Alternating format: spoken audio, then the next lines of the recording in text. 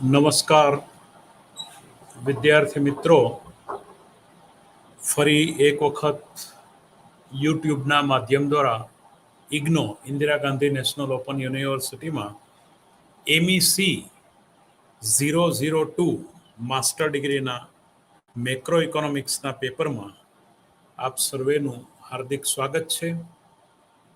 આજે આપણે યુનિટ 9 પાના નંબર 115થી આગળ ધ ઓવરલેપિંગ જનરેશન મોડેલની ચર્ચા કરવાના છીએ. આમાં મુખ્યપણે એનો ઓબ્જેક્ટિવ એ છે, હેતુ, કે the standard 2 period overlapping generation model with production, ઉત્પાદન સાથેના બે પેઢી વચ્ચેના જે ઓવરલેપિંગ જનરેશન છે એની ચર્ચા, the concept of dynamic efficiency and examine whether the dynamic efficiency property holds for an overlapping generation economy, એટલે એની એફિશિયન્સી અંગેની, કાર્યક્ષમતા અંગેની ચર્ચા, the role of social security system, સામાજિક સુરક્ષા અંગેની જે પદ્ધતિ છે એની પણ ચર્ચાની વાત બે ઓવરલેપિંગ જનરેશન વચ્ચેની આપણે કરવાના છીએ. તો એની અંદર ખાસ કરીને ઓવરલેપિંગ જનરેશનમાં એક જે જનરેશન ટી ટાઈમમાં બોર્ન થયેલી છે એ T+1 ટાઈમમાં ઓલ્ડ થાય છે, અને T+1 ટાઈમની જનરેશન જે બોર્ન થાય છે એ T+2 ટાઈમમાં ઓલ્ડ થાય છે. એટલે T+2 અને ટી એ બંને ટાઈમ વચ્ચેની જનરેશન એ T+1 ટાઈમની જનરેશન એ ઓવરલેપિંગમાં આપણે ગણીએ છીએ. તો ધ સ્ટ્રક્ચર ઓફ ધ મોડેલના સ્ટ્રક્ચરની આપણે વાત કરીએ તો the set of people who are born at period T will call generation T. Let us look at the activities of a representative member of generation T. Each person is born with endowment of 1 unit of labor. એક labour દ્વારા એક લેબરનું production T ટાઈમમાં થાય છે, એટલે એક માણસ એક શ્રમને મુક્તો જાય છે. In the first period of his life, when he is young, he works and earns a wage income of which he consumes a part and saves the rest. એટલે એના સમયમાં એ અમુક કમાય છે, અમુક કમાણીમાંથી, આવકમાંથી અમુક વપરાશ કરે છે અને અમુક બચત કરે છે એની પછીની જીવનના સમય માટે, next period of life. When he is old, he does not work anymore. જ્યારે ઘરડા થાય છે, વૃદ્ધ થાય છે, ત્યારે કશું વધારાનું કામ કરતા નથી. Nonetheless earns an interest income on his previous period savings investment. એટલે એને જે પહેલાના સમયમાં બચત કરીને મૂડીરોકાણ કર્યું હોય છે એમાંથી વળતર મળે છે અને એમાંથી એનું કન્ઝમ્પશન કરે છે. He also gets back the principal amount that is invested which he consumes in the second period along with interest earning. Thus his first and second period budget constraint.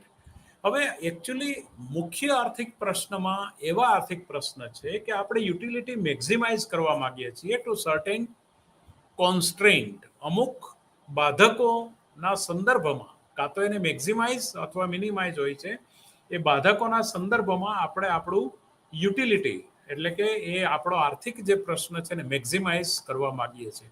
ઇકોનોમેટ્રિક્સ, linear programming અને બધી આ મેથડનો આ મુખ્ય સાર છે. તો C, consumption at first 1T plus ST is a WT. Wage at a T time, T ટાઈમમાં જે વેતન મળે છે per labour, W/L, capital W/L, that is small w આપણે કહીશું, is a capital C/L, per labor consumption plus per labor average savings. એટલે veg rate equal to, એટલે કુલ આવક જે છે શ્રમની એમાંથી અમુક વપરાશ થાય છે, અમુક બચત થાય છે, C1T plus ST. C2T એ બીજા સમયમાં જ્યારે પર લેબર કન્ઝમ્પશન થાય છે તો એને મળતું વળતર, એને જે ઇન્વેસ્ટમેન્ટ કર્યું 1+R, T+1 ST નું જે 1+R T+1 છે, whether C1T and C2T are the first and second period consumption of the representative member of generation T, and WT and RT+1 are the wage rate at period T and the rate of interest at period T+1. એટલે T અને T+1 સમયમાં એનો veg રેટની વાત છે. The representative member maximizes his two period utility function, એટલે કે બે ગાળાના તુષ્ટિગુણ વિધેયની વાત U C1T C2T subject to these two budget constraint, આ બે બજેટ કોન્સ્ટન્ટના સંદર્ભમાં આવે. C2T equal to 1+R T+1 ST. તો ST ના ગુણાકારમાં 1+R T+1 છે એને બરાબરની બીજી બાજુ નીચે ઉતારો તો ST savings at a T time is a consumption at a first T time upon 1+R T+1 time.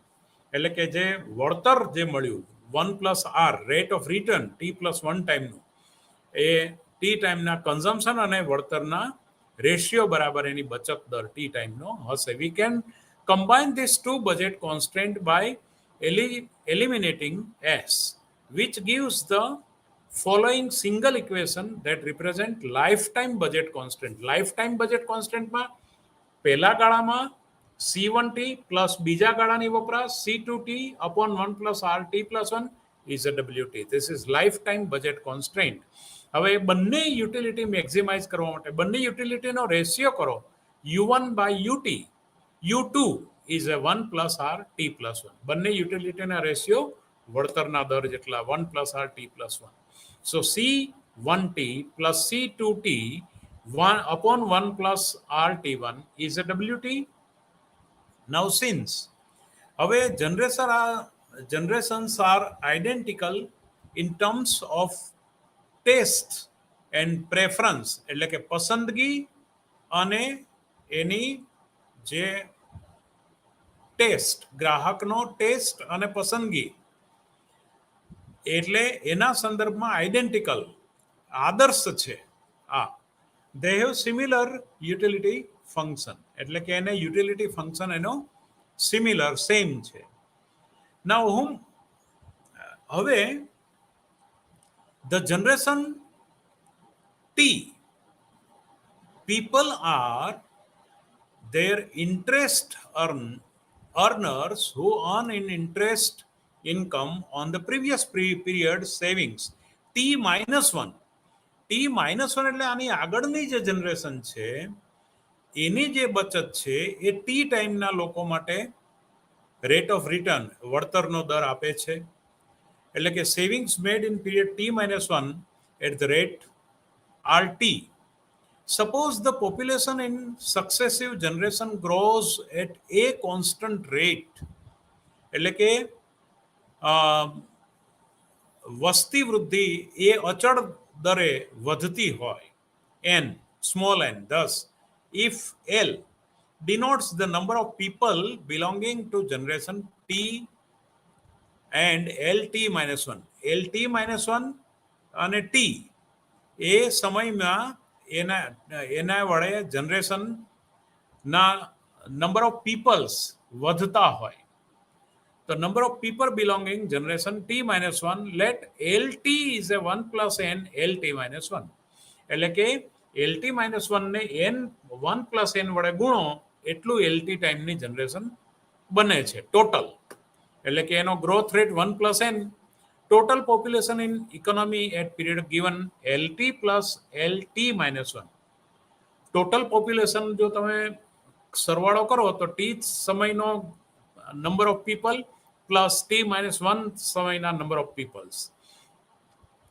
તો હવે the production side of the economy like any standard neoclassical growth model, એટલે નવપ્રશિષ્ટ વૃદ્ધિ મોડેલના જો વાત કરીએ તો a single final commodity is produced which is used both at a consumption goods as well as an investment goods. વપરાશી વસ્તુ અને મૂડીકીય વસ્તુ એ બંનેના ઉત્પાદનના સંદર્ભમાં એ capital a single final commodity produced એટલે ઉત્પાદન કરવામાં આવે છે.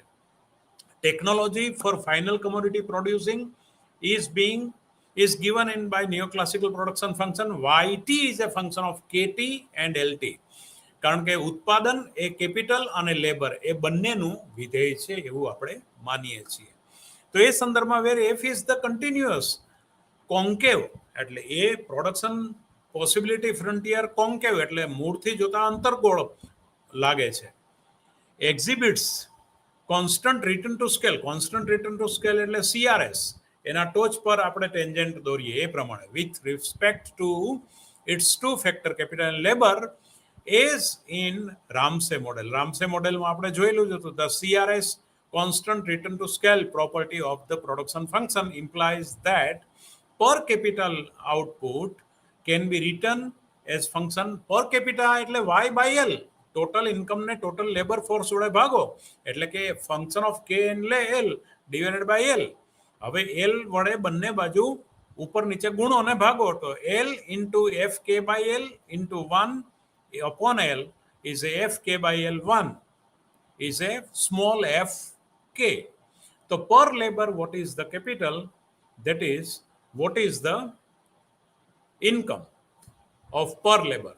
So small y is a small f k એટલે partial derivative of f with respect to k એટલે કે મૂડીના એક એકમમાં વધારો થવાથી પ્રોડક્શનમાં શું વધારો થાય તો f ડેશ k જેટલો. તો f with respect to l પણ f k minus k f dash k એટલે કે f ને l લેબરમાં એક એકમનો વધારો થવાથી ઉત્પાદનમાં વધારો અને કેપિટલમાં એક એકમનો ઉત્પાદન વધારો કેપિટલમાં એક એકમના વધારાથી ઉત્પાદન વધારો partial derivative of f with respect to k that is small f dash small k partial derivative of capital F with respect to capital labor L is a fk minus k f dash k. Now continuity and concavity એટલે કે સતત અને અંતર્મુખી જે છે અંતર્ગોળ function of labor and capital ensure that fk is also continuous and concave એટલે કે capital નું પણ પેલું જે ફંક્શન છે એ પણ અંતર્ગોળ અને સતત છે. Additionally, f dash 0 is a infinitive and f dash infinitive is a 0. In market, WT is a fkt minus kt f dash kt and R1 is a f dash kt. હવે આ રીતના mathematical notation સાથે આપણે આગળ વધીએ તો CT plus KT plus 1 minus KT is a WT LT plus RT KT. તો હવે આપણે જાણીએ છીએ y equal to C plus I તો CT plus I is a function of capital and labor. તો I is a KT plus 1 minus KT.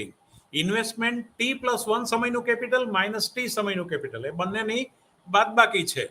તો KT plus 1 is WT LT and KT that is RT KT plus RT KT that is FLK function of capital and labor at a T time is a WTLT એટલે કે વેતન દર પર labour ગુણ્યા total labour at a T time અને વળતર of capital RT into total capital at a T time. That is FLTKT is a WTLT plus RTKT. We can write the above saving investment equation condition CT KT plus 1 minus KT એટલે કે T સમયની વપરાશ વત્તા T plus 1 સમયની મૂડી minus T સમયની મૂડી એટલે કે C plus I is WTLT plus RTKT. એટલે આ રીતે notice that CT denotes CT ને આપણે denotes કરીએ તો aggregate consumption at period T which include consumption by the old group. જે જૂના ગ્રુપ જૂની પેઢી દ્વારા જે વપરાશ થયેલો છે એને કેપિટલ CT તરીકે ઓળખીએ and consumption by the young group. There will be LT minus 1. Number of old people who are alive the period T જે T સમયમાં જીવે છે પણ T-1 ટાઈમનો લેબર ફોર્સ છે જે અત્યારે કમાતો નથી. each of them consumed amount C2 minus T, એટલે કે આમાંના દરેક કન્ઝમ્પશન એટલે 2T-1 જેટલું વપરાશ કરે છે કે જે કમાતા નથી. ઓન ધ અધર હેન્ડ, બીજી બાજુ LT number of people at period T belongs the young generation, each of the consuming amount C1T, that is CT is LT-1 CT-2 plus LT C1T. એટલે ટોટલ કન્ઝમ્પશન T સમયનું આગળની પેઢી જે જીવે છે એનું કન્ઝમ્પશન એટલે કે LT-1 સ્મોલ C2T-1 પ્લસ અત્યારની પેઢી જે જીવે છે LT C1T. એટલે at the P point in it, important to recall that each young person is born with the endowment of 1 unit of એક શ્રમ દ્વારા એક બીજો શ્રમ જન્મે છે. તો there is no bequest, એટલે કે વસ્તી અચળ એ દરે વધે છે, એ દરે રહે છે. વસ્તીનો વૃદ્ધિનો દર અચળ છે, એ હવે વધતી નથી. therefore the young people do not own any capital stock at period T.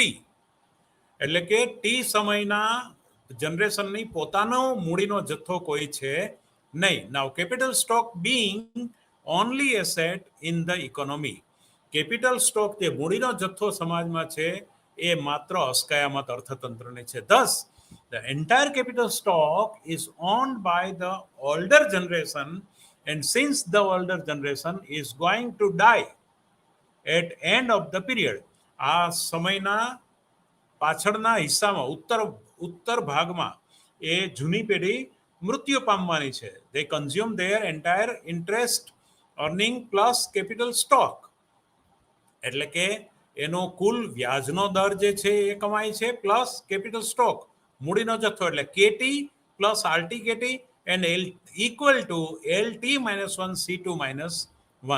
LT-1 C2-1 શું છે? જે આગળની પેઢી નો કુલ માણસોની સંખ્યા ગુણ્યા એની વપરાશ બરાબર કેટલું? તો કે મૂડીનો જથ્થો ફિક્સ KT અને RTKT T સમયમાં કેપિટલમાંથી જે વળતરનો દર મળ્યો એ એક માંગ બાજુ છે, એક પુરવઠા બાજુ છે. તો again each young person on wage W of which he consumes C1 and saves as C1T and saves ST. Thus, L1 C1T is LT WT minus ST. વેતનમાંથી જે બચત થયું છે એ ગુણ્યા મૂડી જથ્થો. Using all this information, we can return savings investment equation condition. એટલે કે બચત મૂડીરોકાણ નું જે સમીકરણ છે એ શરત આપણે કેવી રીતે મૂકી શકીએ કે KT, જો આ જે મારી ચર્ચા થઈ મુખ્ય 118માં પાના નંબર પર છે અને તમારા આ યુનિટ જે મેં નવું ચાલુ કર્યું એના 35માં પાના નંબર પર આ આખું ઇક્વેશન સાથેની ચર્ચા છે. હું આપને અહીંયા એ ઇક્વેશન જે હું ચર્ચા કરી રહ્યો છું એ પણ બતાવું છું. આ સમીકરણની હું ચર્ચા કરું છું અત્યારે.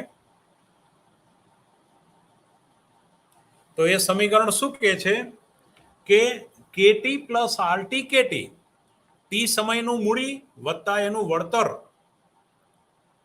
અને મૂડી વત્તા T સમયનું લેબર અને વેતનમાંથી બચત બાદ વેતન દર ભાગ્યા માઇનસ બચત દર WT minus ST, small WT small ST ની વાત છે, પ્લસ T+1 સમયનું કેપિટલ અને માઇનસ T સમયનું capital.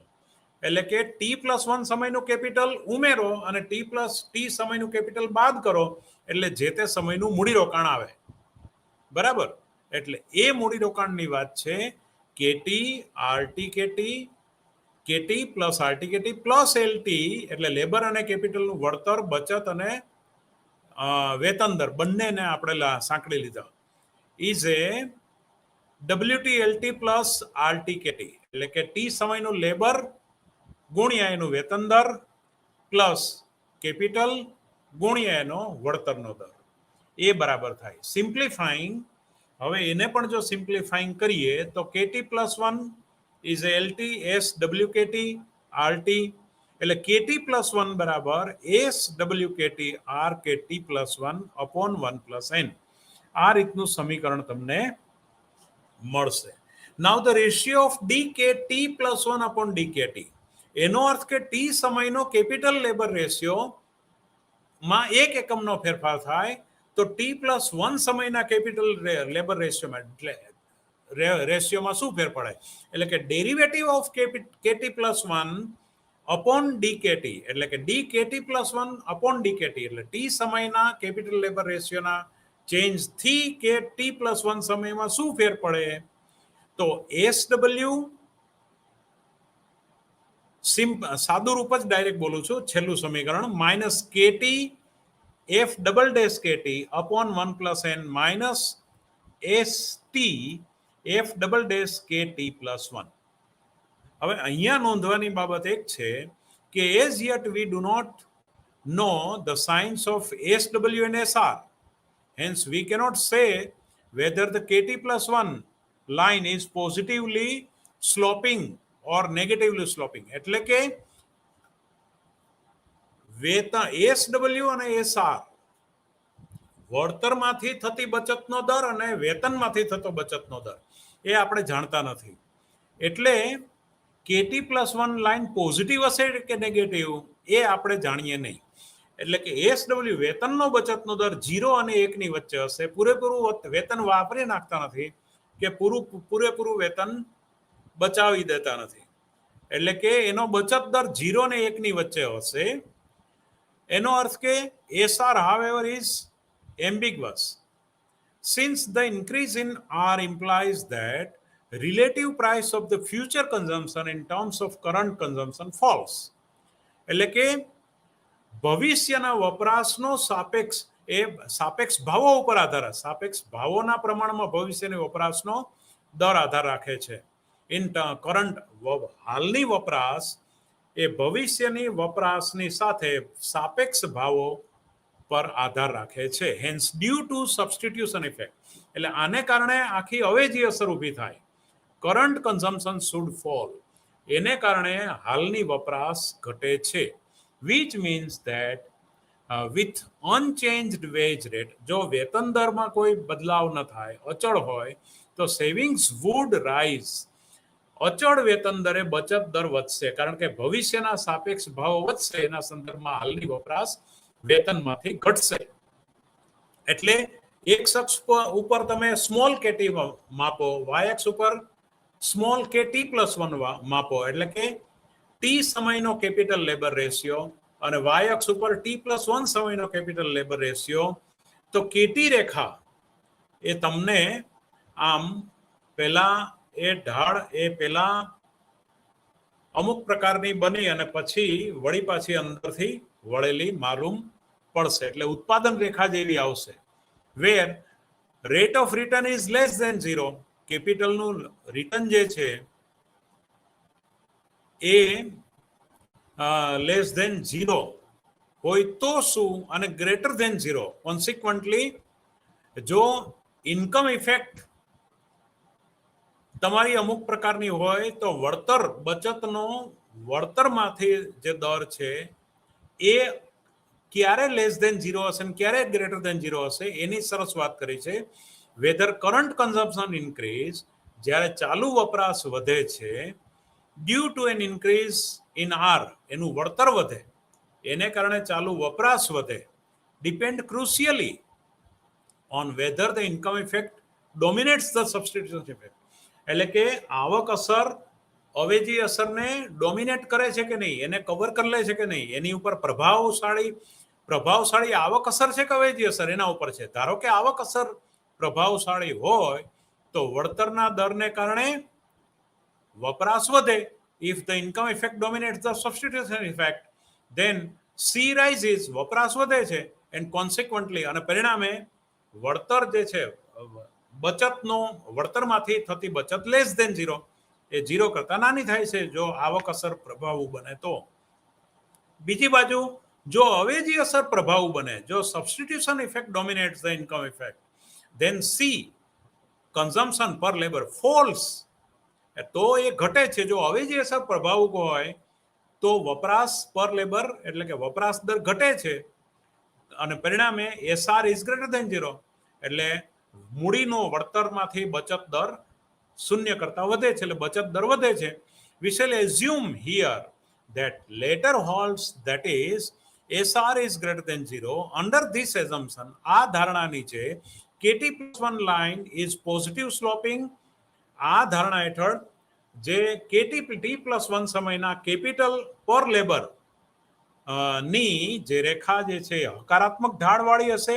We still do not know the curve of this. આની જે કર્વ જે છે એ curvature of the line depending on the curvature multiple equation, multiple steady states and possible, જે આપણે આકૃતિ 9.1 માં તમને હું બતાવું છું એ પ્રકારની એ રેખા હશે. જુઓ આ આકૃતિ આપણે બિલકુલ શાંતિથી જોઈએ. અહીંયા મેં KT+1 માપ્યું છે, અહીંયા KT માપ્યું છે, ત્યારે આ કેટી રેખા જે છે આ પ્રકારની હશે. અહીંયા 45 ડિગ્રીની રેખા છે, 45 અંશની રેખા છે, એને અહીંયા કટ કરે છે, કટ કરીને અહીંથી ઘટે છે. આવક અસર અવેજી અસર કરતા પ્રભાવક છે. અહીંયા અવેજી અસર આવક અસર કરતા પ્રભાવક છે. બંને ને 45 અંશની રેખા અહીંયા કટ કરે છે. એના સંદર્ભમાં હવે આપણે આ વાત સમજવા પ્રયત્ન કરીએ. અહીંયા જે બિંદુનું નામ આપ્યું છે એ કેડેસ, અહીંયા સમતુલા બિંદુનું નામ આપ્યું છે એ કેડેસ છે. અને અહીંયા જે છે અહીંયા ઘટીને પાછી નીચેથી ઉપરની તરફ જાય છે કે ડબલ ડેશ, ઉપરથી નીચેની તરફ આવે છે કે ડેશ અને નીચેથી ઉપરની તરફ 45 ડિગ્રીને કાપીને જાય છે એ કે ડબલ ડેશ. હવે એના સંદર્ભમાં હું તમને ચર્ચા multiple steady states, local stability of the steady states depends on whether the KT+1 line increase the 45 degree line. એટલે કે local stability of the steady states depends, એનો આધાર શેના પર છે? KT+1 line increase the 45 degree, 45 degree કરતા વધારે હોય છે. ફ્રોમ ધ એબવ ફિગર 9.1 છે.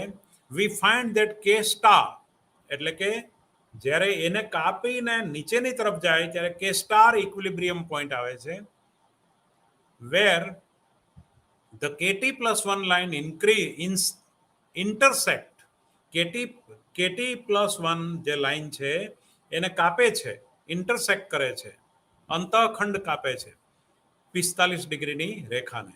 Is a locally stable equilibrium, a locally stable equilibrium છે. ઓન ધ અધર હેન્ડ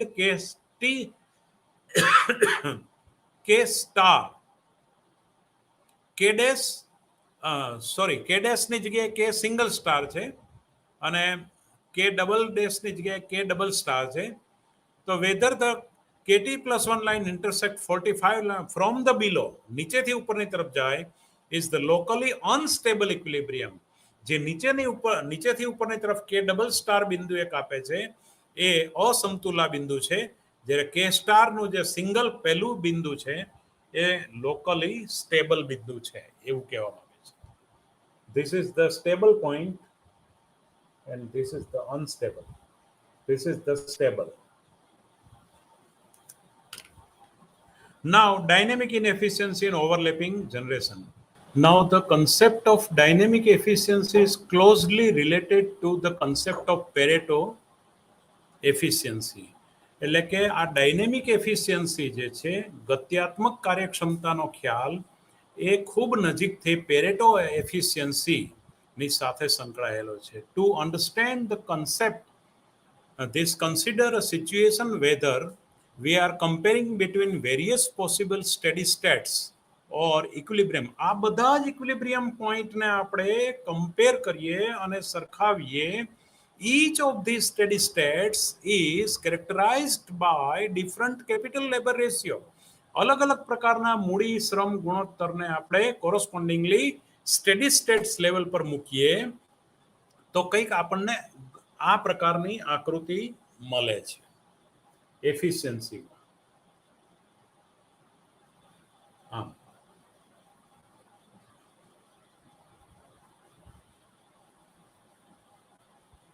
આ પ્રકારની ફિગર મળે છે. બરાબર. તો આ પેરેટો ઓપ્ટિમાલિટીની સાથે વધારે સંબંધ ધરાવે છે. એટલે એનું જે ટોપ લેવલનું બિંદુ છે કે જી, that is golden rule, golden capital labour ratio, એ યાદ રાખજો વિદ્યાર્થી મિત્રો. આમાં સમજવા જેવું આટલું જ છે.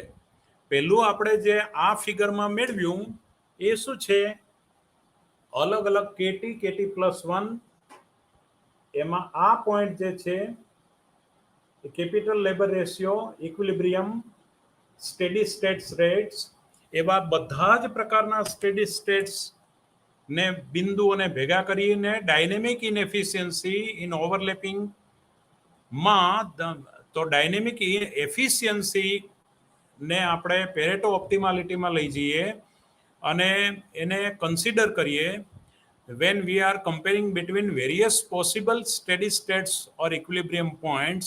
Each of the steady states is characterized different capital labor ratio corresponding steady states level is of per capita consumption for old and the young. એટલે કે વૃદ્ધો અને યુવાનો દ્વારા જે વપરાશ થાય છે બધી જ, એટલે આ જે છે this is golden rule, this is KG, આ કેપિટલ લેબર રેશિયો ગોલ્ડન છે. એની આ બાજુ બધી જ પ્રકારની ઇનએફિશિયન્સી છે, આ બાજુના બધા જ કોમ્બિનેશન ઇનએફિશિયન્ટ છે, સૌથી વધુ ગોલ્ડન આ વસ્તુ છે. તો એ શું કહેવા માંગે છે એ હવે આપણે વિગતે સમજવા પ્રયાસ કરીએ.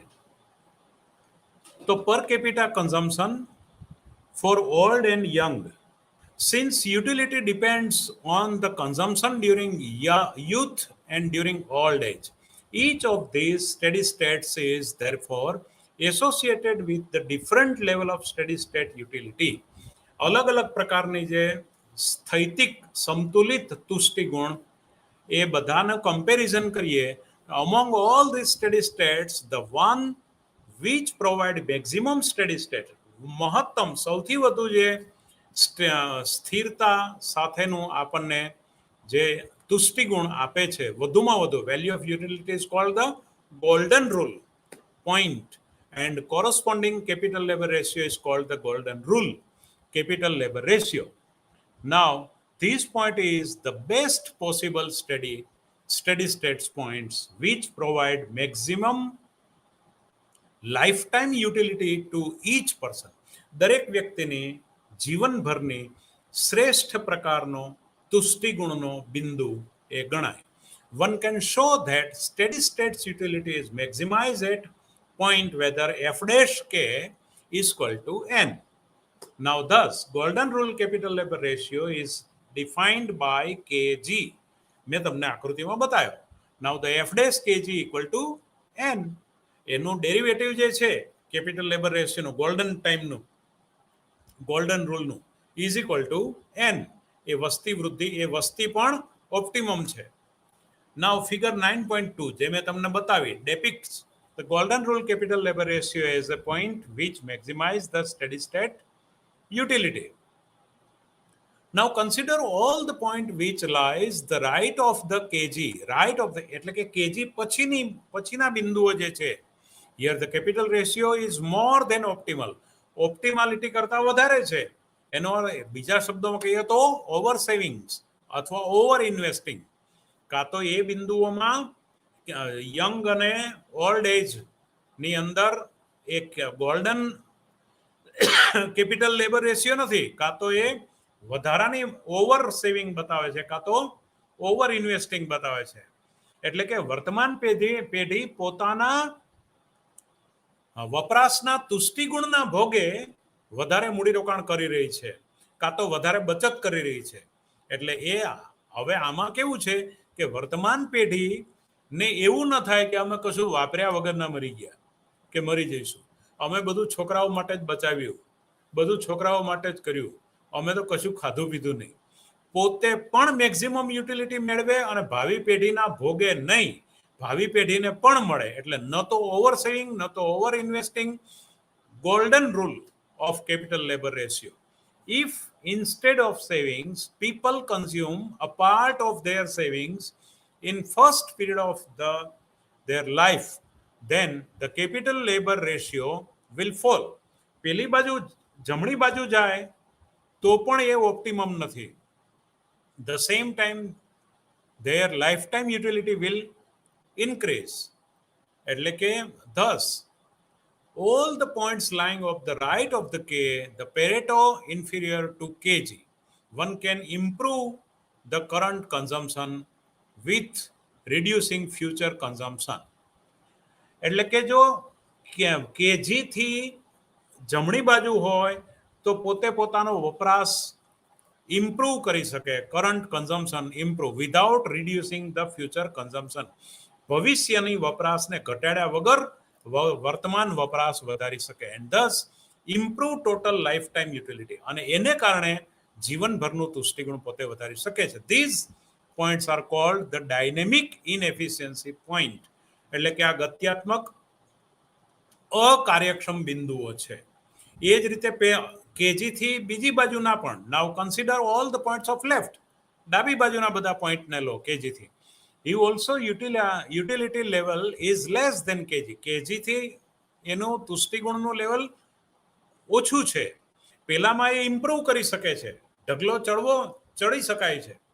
પેલામાં ઢગલો ઉતરે છે તો એને પેલી બીજી બાજુ રિવર્સ ચડી શકાય છે.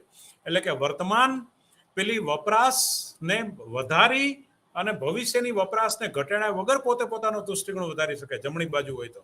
ડાબી બાજુ હોય તો શું કહેવા માંગે છે? By moving to kg, one can improve the steady state value of utility. એ વધારી શકે છે. Here also utility level is less than kg. Hence by moving to kg, kg તરફ મૂવ કરે, one can improve the steady state value of utility. એનો steady state value વધારી શકે છે. However, such a move is not costless anymore. એ બહુ વધારે ખર્ચાળ નથી. If one wants to move from a point to the left of kg to kg, then he has to save more. પેલામાં એ વધારે વપરાશ કરીને અથવા આમાં થોડી બચત વધારીને એ કેજીના બિંદુને હાંસલ કરી શકે, કારણ કે એની વપરાશ વધારે છે. જો ડાબી બાજુએ છે તો એની વપરાશ વધારે છે, જેની ભવિષ્યમાં એને ઓછી વપરાશ મળવાની છે. તો થોડી બચત વધારીને, બહુ ન ગુમાવીને થોડી બચત વધારીને એ પોતાનું ભવિષ્યનું લાઈફ સુધારી શકે છે. In other words, he has to forgo some amount of current consumption, thus his current utility would fall. એની ચાલુ તુષ્ટિગુણ ઘટી શકે, even though the would be better off in the future. ભવિષ્યને બેટર ઓફ કરવા માટે વર્તમાનમાં એને થોડી બચત વધારવી પડે અને વર્તમાનનું એનું થોડું લાઈફસ્ટાઈલ એને નીચું લઈ જવું પડે. એટલે આપણે જે છીએ એ ક્યાં ચાલીએ છીએ? આપણી નિસરણી, આપણે સીડી ચડી રહ્યા છીએ કે ઉતરી રહ્યા છીએ જીવનમાં? આપણે કઈ રીતે ચાલવું જોઈએ એને સરસ મજાની માર્ગદર્શિત કરતો આ સિદ્ધાંત છે. All these points are Pareto efficient of dynamically inefficient. We have seen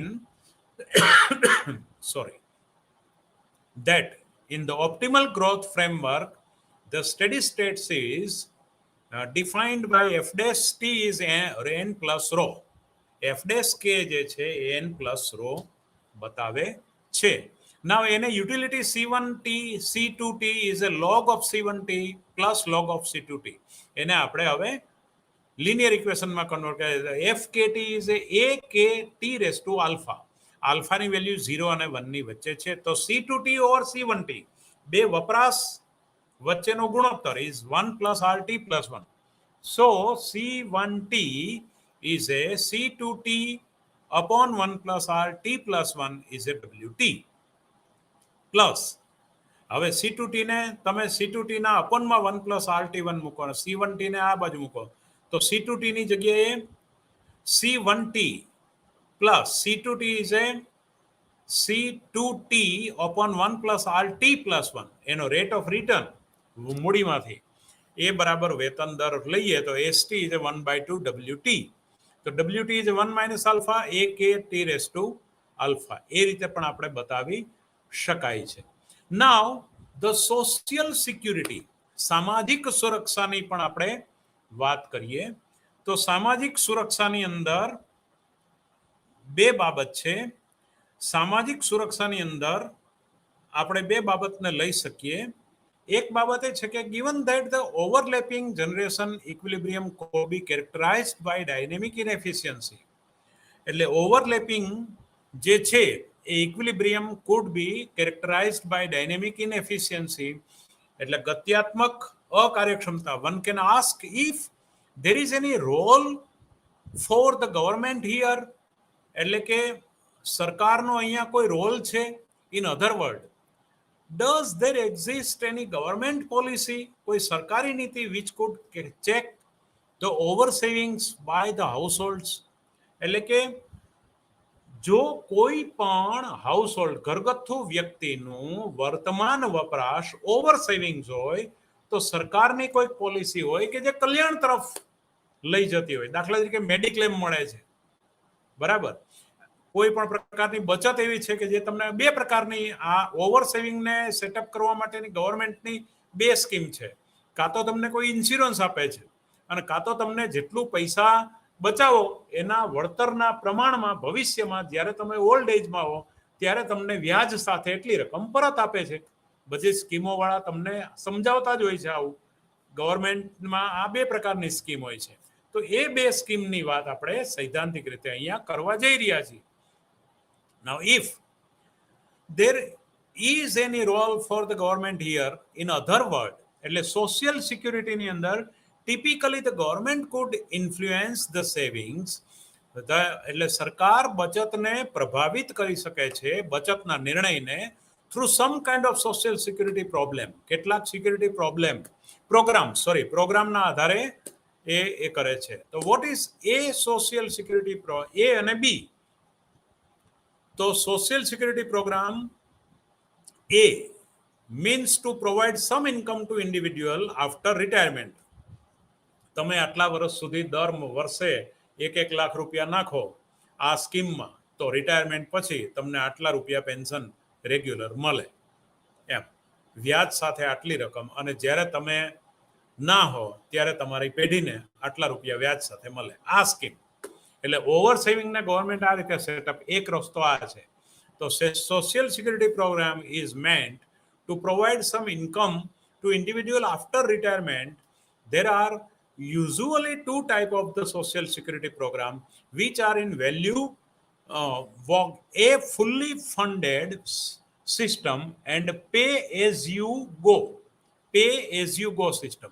એક ફુલ્લી ફંડેડ સિસ્ટમ, મેં કહી એમ વ્યાજ સાથે ભવિષ્યમાં પાછું અપાય, અને પે એઝ યુ ગો, જે રીતે તમે જાઓ છો એ રીતે અમુક પે કરો. ધારો કે બોનસ તમારું જમા થયા કરે મેડિક્લેમમાં, દર વર્ષે તમે 20,000 રૂપિયા નાખો તો તમારા 2 જણનો કે એક બાળક 3 જણનો પરિવાર હોય તો પર હેડ મેડિક્લેમ તમને આટલા રૂપિયા, દર કોઈ પણ વર્ષે માંદા પડો તો એમ કે બીમાર પડો તો 3 લાખ રૂપિયાની ત્રણેયની પોલિસી મળે. હવે એ પછી પેલા 20,000 રૂપિયા ગયા ખાતે દર વર્ષે, જો માંદા ના પડો તો ગયા, એટલે એ પૈસા ગયા, પણ એ ઇન્કમ ટેક્સમાં અમુક રીતે મજરે મળે તમને. તો in a fully funded system a stipulated amount is taken by the government from each young person period as social security contribution. સામાજિક સુરક્ષાના પ્રદાન રૂપે એ ફંડ ભેગું કરે છે સરકાર. The same amount is invested by the government and returned with interest to the old people at period T+1. T+1 સમયની બાજુએ એ પેલું બેલેન્સ એ વપરાય છે, યંગ લોકો પાસેથી કલેક્ટ કરે છે. Since the young at a T period T are the old period T+1 in a fully funded system, the set of people who made the contributions today and the set of people who will receive the corresponding benefit tomorrow. એટલે કે આવતીકાલના લાભ માટે એ આજનું એ ખર્ચ કરે છે, are the same. If DT is the contribution made by, જો DT એ કોન્ટ્રીબ્યુશન હોય પેલું premium made by each young person at period T સમયનું, એન્ડ બી T+1 એ બેનિફિટ હોય તો benefit at T+1 is A 1+R, ભલે bonus જમા થાય છે 1+R T+1 dt, જે ટી સમયે જે કોન્ટ્રીબ્યુશન આપ્યું છે એનું વળતર 1+R T+1 સમયે મળે અને એનો benefit equal to B T+1. એ રીતે આખી વાત અહીંયા રજૂ કરવામાં આવે છે. ઇન an unfunded pay as you go system, a stipulated amount is taken by the government from each young person at period T સમયે દરેક લોકો પાસેથી લે છે, એટલે કે જે કોન્ટ્રીબ્યુશન ટી સમયે આવું કેટલું 1+n વસ્તી પાસેથી આવું કોન્ટ્રીબ્યુશન ભેગું થાય અને એનું બેનિફિટ એને પછીના સમયે મળે. બરાબર. The DT is the contribution made by each young person, જે યુવાન લોકો at T time, and BT is the benefit received by the each old person at period T. Then B, benefit, total benefit is 1+n dt.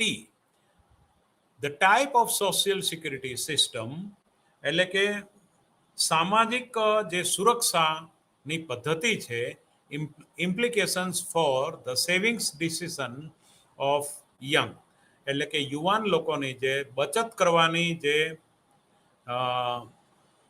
નિર્ણય છે એના ઉપર આધારિત છે. Not that એવું નોંધો કે fully funded system, the government is doing part of the savings on behalf of the individual. કોઈના પણ વ્યક્તિગત કોન્ટ્રીબ્યુશનના ભાગરૂપે ગવર્મેન્ટ એના પ્રતિનિધિ તરીકે એનું બચત એના ખાતામાં મૂકે છે, એના માટે મૂકે છે. The representative individual is effectively saving an amount equal to ST plus DT. That is, and in the next period earning and interest income equal to 1+R T+1 ST plus DT, since each person knows that this is amount that he would receive the next period. Next પીરિયડમાં 1+R T+1 ST plus DT મેળવશે અને વર્તમાનમાં ST plus DT એ contribute કરે છે ST plus DT equal. એટલે આ બાબતને જો તમે ધ્યાનમાં લો તો તમે એવું કહી શકો કે since each person know that this is the amount that he would receive the next period in his own savings, so the total effective savings remains the same as the pre-social security economy. આની પહેલાની social સિક્યુરિટીના આધારે વર્તમાનમાં social security મળતી હોય. It will remain so even after introducing fully funded social security system. In contrast, in a pay-as-you-go social security system, the relevant rate of return on government security for an individual is n. Small n ને આપણે શું કહીશું? Individual, વ્યક્તિગત government security માટેનું return on the government security for an individual is n.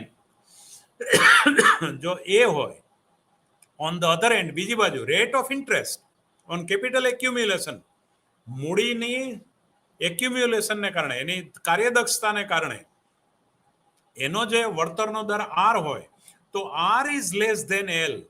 જો મૂડીનો capital accumulation સરકારી વળતર કરતા ઓછો હોય, એટલે કે વ્યક્તિગત વળતર સ્મોલ n કરતા ઓછો હોય, if R is less than n, it pays to save less and contribute to more from the social security. જો વધારે પૈસા મળતા હોય સોશિયલ સિક્યુરિટીના તો લોકો એ મૂડી રોકાણમાં મૂડી કરવા અને મૂડી નાખવાને બદલે સોશિયલ સિક્યુરિટીમાં વધારે મૂડી નાખશે, કેમ કે એમાંથી એને બેનિફિટ વધારે મળે છે. Hence if the economy was in a dynamically efficient, ગત્યાત્મક રીતે બિનકાર્યક્ષમ અર્થતંત્ર હોય, now the steady state, the pre-social security economy, એટલે કે આની પહેલાની જે સોશિયલ સિક્યુરિટી ઇકોનોમી હોય, which implies that R is indeed less than the N. ખરેખર R ઓછું હોય N કરતા, વળતર સોશિયલ સિક્યુરિટીના વળતર કરતા. ઇન્ટ્રોડ્યુસિંગ અ પે એઝ યુ ગો, એટલે કે pay as you go type of social security system will reduce private savings. એટલે કે પે એઝ યુ ગો એટલે કે તમે એનું પેમેન્ટ કરો અને આગળ વધો. પછી જો વર્તમાનમાં ટી સમયમાં એનું વળતર ના હોય તો પછી તમારે ભૂલીને ચાલવાનું. તો સોશિયલ સિક્યુરિટી આ ટાઈપની પણ બને છે. તો system will reduce private savings, એટલે કે ખાનગી બચતો ઘટે છે. એન્ડ કેપિટલ એક્યુમ્યુલેશન, એટલે કે મૂડીનો વળતર પણ ઘટે છે. As a result economy will move the dynamically inefficient region, એટલે કે અર્થતંત્ર બિનકાર્યક્ષમ પ્રદેશમાં ડાયનેમિકલી ગત્યાત્મક રીતે પ્રવેશ કરે છે. એટલે કે સોશિયલ સિક્યુરિટીમાં અને કેપિટલ એક્યુમ્યુલેશનમાં વળતર શેમાં વધારે છે એના આધારે વ્યક્તિ આ પ્રકારનો નિર્ણય લેશે કે પે એઝ યુ ગો એમાં રોકવું કે પછી પેલામાં ઇન્વેસ્ટમેન્ટ કરવું. સોશિયલ સિક્યુરિટીમાં જે સ્થિર વળતર આપતા અસ્કયામતોમાં રોકાણ કરવું. નાવ વિદ્યાર્થી મિત્રો, આપણી પાસે હજી 4 મિનિટ છે અને યુનિટ 9 અહીંયા પૂર્ણ થાય છે. હવે યુનિટ 10 આપણે શરૂ કરી જ દઈએ છીએ, કારણ કે આપણી પાસે ટાઈમ બહુ જ ઓછો છે. હવે આપણે 3 જ મિનિટ છે, પણ આપણે અમુક મને લાગે છે કે હવે પછીના બહુ જ ટૂંક સમયમાં આપણે આ જે છે એ ઝડપથી આપણે આમાં આગળ વધી. Money and the role of the monetary policy. વર્તમાન પેઢી અને ભાવિ પેઢીમાં મની, નાણું અને નાણાકીય નીતિનો રોલ શું હોઈ શકે? The role of money is facilitating the transaction in a standard 2-period overlapping generation model of exchange. એટલે કે વિનિમયના જે પેઢીના મોડેલ છે એમાં એક્સચેન્જ થાય છે. The role of money in facilitating the transaction standard 2-પીરિયડ ઓવરલેપિંગ, બે જે ટી અને T+1 સમયની પેઢી વચ્ચેના ઓવરલેપિંગમાં exchange. Why money has positive value. કાગદી નાણાને, ધાતુ નાણું, સોનાના સિક્કા અને રાણી છાપ સિક્કા હોય તો સોનું ને ચાંદીનું તો મૂલ્ય છે, પણ કાગદી નાણાંનું મૂલ્ય કેવી રીતે છે અર્થતંત્રમાં? Where money is only medium of exchange. જ્યારે નાણું જ માત્ર વિનિમયનું માધ્યમ છે ત્યારે એનો રોલ કેવી રીતે છે? આ નાણું અને નાણાકીય નીતિમાં આપણે જોવા પ્રયત્ન કરશું. અને ત્રીજી મહત્વની વાત જોવાનો આપણો હેતુ છે the role of money in a model. નાણાંનું ભૂમિકા શું છે આ મોડેલમાં? Where people derive direct utility by holding money. એટલે કે નાણું પોતાની પાસે રાખવાથી એનો તુષ્ટિગુણ મેળવે છે. તો એનો શું રોલ છે? તો નાણું એક વસ્તુ તરીકે શું રોલ ભજવે છે, એનો કેવી રીતે એક્સચેન્જમાં પણ એનો રોલ છે. તો આ બાબત money also serves as a secondary purpose. કઈ first as a commodity money. નાણાંથી વસ્તુઓની ખરીદી થાય છે. Which had a value apart their role of the medium of exchange. વસ્તુ ખરીદાય છે, આ પેપર મનીનો રોલ છે. Secondary purpose, so as money is needed to carry out any exchange. એ કોઈ પણ વિનિમયો આપે છે. It is also used as a store of value. મૂલ્યના સંગ્રાહક તરીકેનું કામ કરી શકે છે, જે વસ્તુઓ કરી શકતી નથી. એટલે positive return in nominal terms. અને the neo classical growth model પણ આપણે જોઈએ છીએ કે based on the assumption that a single final commodities hence all payment including the wage rate and the rate of interest. વ્યાજનો દર અને વેતન દર are made in terms of the final commodity. એટલે કે છેલ્લી વસ્તુ તરીકે આ મેળવાય છે. There is no money. તો in this chapter we shall C how the presence of money, નાણાંની હાજરી, affect the real decision and dynamic equilibrium. એટલે કે ગત્યાત્મક સમતુલાને આ મોડેલમાં કેવી રીતે અસર કરે છે એ વિદ્યાર્થી મિત્રો money and monetary policy role the money in the overlapping generation model. એટલે કે જે ઓવરલેપિંગ T+1 અને T+2માં T+1ની જે ઓવરલેપિંગ જનરેશનમાં મનીનો રોલ શું છે એ money in the overlapping generation model, એનું મોડેલ આપણે નેક્સ્ટ લેક્ચરમાં ખૂબ સરસ રીતે આપણે ચર્ચીશું. અત્યારે મારાથી બનતા પ્રયત્નો કરી અને મેં વર્તમાન અને ભાવિ પેઢી અને ભૂતકાળની પેઢી એની વચ્ચે ઓવરલેપિંગ જનરેશનની વાતનું મોડેલ મૂકી અને મારી ક્ષમતા પ્રમાણે મેં ચર્ચા કરવા પ્રયત્ન કર્યો છે. કંઈ પણ ક્ષતિ રહી ગઈ હોય તો ક્ષમ્ય ગણશો. Thank you. આભાર.